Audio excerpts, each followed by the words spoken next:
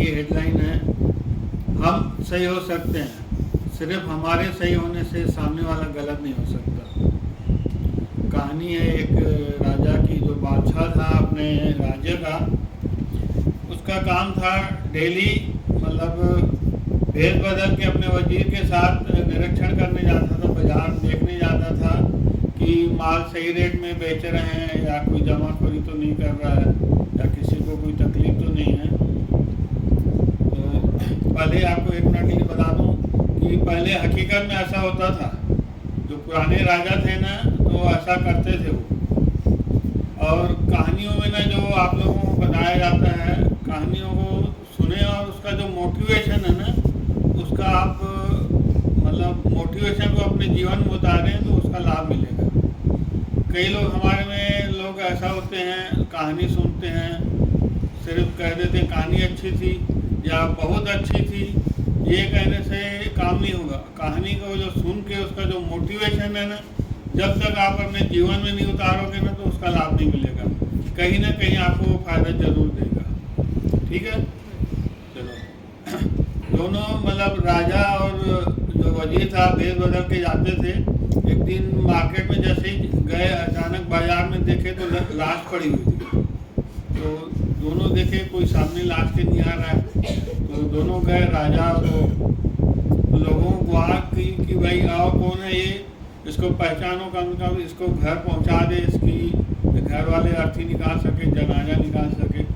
लोग कहने लगे बेकार आदमी है, छोड़ो, और आप भी कुछ काम है तो काम करो, नहीं तो वरना घर जाओ। ये बोला ये क्या हो गया। फिर लोगों को बोला, फिर लोग यही बोले बेकार आदमी है, आपको बाजार से जो लेना है लो, वरना जाओ घर। तो वजीर से कहा कि देखो इसके जेब में कुछ तो है नहीं, पता मिल जाए तो नहीं था। और इसलिए भी लोग नहीं आ रहे थे क्योंकि राजा को कोई पहचान नहीं रहा था, भेद बदला हुआ था। तो उन्होंने वजीर से कहा कि तुम देखो, और मैं सामने दुकानदार से मदद मांगता हूँ। जैसे ही दुकानदार के पास गया, बोला भाई साहब सामने लाश पड़ी है, उसको कम से कम देखो, पहचानो कौन है, उसके घर तक तो पहुँचा दे उसकी लाश को, कम से कम उसके घर वाले अर्थी निकाले, जनाजा निकाला जा सके। अरे बोले भाई साहब वो बेकार आदमी था, उसको छोड़ो, आपको कुछ सामान खरीदना है खरीदो और वरना जाओ। दूसरे दुकानदार के पास गया, दूसरे दुकानदार ने भी वैसे ही बोला। फिर तीसरे दुकानदार के पास गया, राजा ने कम से कम उसका पता तो बता दो, कहाँ रहता है, कौन है, कम से कम उसके घर वाले तक तो हम लोग उसकी लाश पहुँचा दें। तो उन्होंने पता बता दिया। तो जो बादशाह था, राजा और वजीर दोनों उसकी लाश को लेके उसके घर पहुंचे। जैसे ही लॉक किया तो उसकी घरवाली ने दरवाज़ा खोला और जैसे ही अपनी पति की लाश देखी, वो बेसुध हो गई, रोने लगी। अब राजा के मन में एक सवाल घूम रहा था। जैसे ही शांत हुई वो औरत, तो राजा ने पूछा क्यों एकदम ये बेकार आदमी थे क्या, कोई इसके लाश को सामने आने को तैयार नहीं, लाश को उठाने को तैयार नहीं। तो उसकी पत्नी ने कहा नहीं ये नेक इंसान थे, लोगों का अच्छा सोचते थे, फिर रोने लगी। अब राजा के मन में जा रहा है कि लोग बोल रहे हैं कि बेकार आदमी है और उसकी पत्नी बोल रही है नेक इंसान था, तो पत्नी के लिए तो नेक इंसान हो गई होगा पति।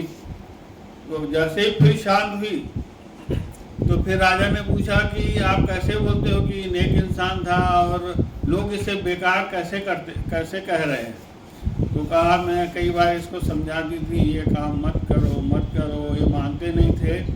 डेली ये शराब खाने जाते थे, 2-3 बाटल ले आते थे और घर में आके फोड़ देते थे, नाली में बहा देते थे।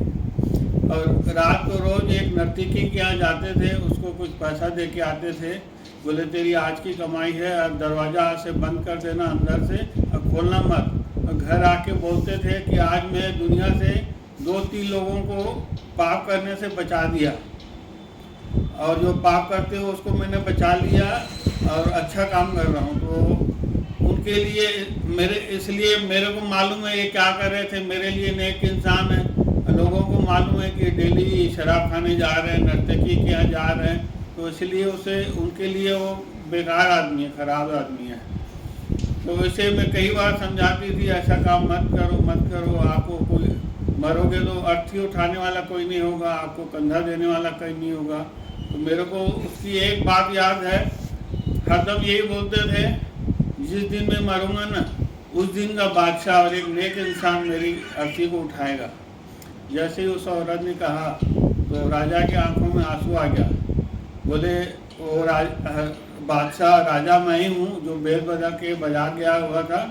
अब आप चिंता मत करो, इसकी लाश को हम लोग बड़े अच्छे से उसका दाह संस्कार करेंगे और इसको अर्थी कंधा मैं दूंगा। एक छोटी सी कहानी है, हमें ये समझाती है कि हम लोग में से कई लोग ऐसे रहते, इसी चक्कर में रहते हैं कि एक दूसरे को जज करते रहते हैं, उसकी बुराई करते रहते हैं। दो जने मिलके दूसरे की बुराई करते रहते हैं, उसकी बुराइयां निकालते हैं और उसके बारे में क्या गलत है सही है वो डिसाइड करते रहते हैं। इस दुनिया में जो सही है सही होके रहेगा, जो गलत है वो गलत होके ही रहेगा।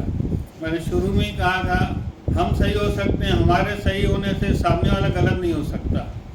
इसलिए जज करना बंद कर दीजिए, अपने काम में फोकस दीजिए, काम से काम रखिए और लोगों को प्यार करते रहिए। धन्यवाद।